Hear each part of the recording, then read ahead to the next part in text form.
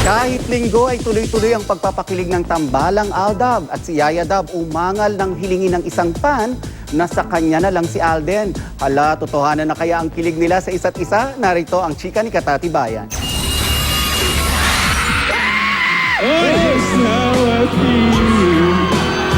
Ang mga eksenang nagpatalon, nagpaiyak at halos magpatigil sa Aldab Nation. Damang-dama rin ng mismong kinakikiligan at tinitili ang tambalan. This must be love! Sa tweet ni Maine Mendoza, mukhang speechless at nasa cloud9 pa siya. Saka siya nag-post ng first picture nila ni Alden. Ang tagal daw nilang hinintay ito. Si Alden naman, aminadong kinilig sa personal letter ni Maine. Mas nakilala ko si Maine nung basahin ko yung letter na yun. Dahil sa 1,001 tuwat kilig na hatid ng Aldab, tumataginting na mahigit 25.6 million tweets ang naitala sa hashtag AldabEB4Love.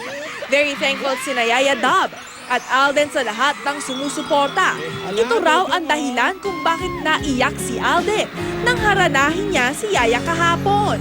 Overwhelmed with emotions. Di pa rin po kami magsasawang mag-thank you sa inyo kasi kayo yung nagiging lakas namin para gawin yung mga ginagawa namin sa Kalyeserye. Labis ding nagpapasalamat si Wally Bayola, lalo't maraming humahanga sa kanyang pagganap sa iba't ibang karakter sa Kalyeserye. Una naging Lola ni Dora, naging The Riz Maine. At kahapon, nag-alamayordomo siya sa katauhan ni Rihanna. Maraming pumupunta sa amin. Kuya, salamat, maraming salamat.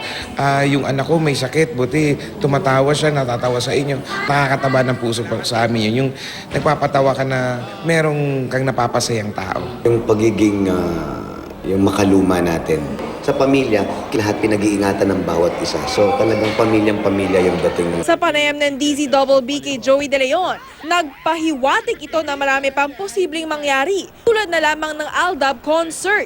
Marami pa po kayong aabangan. Sobrang dami pa. Hanggang linggo, kinikilig ang lahat sa tambalang Aldab.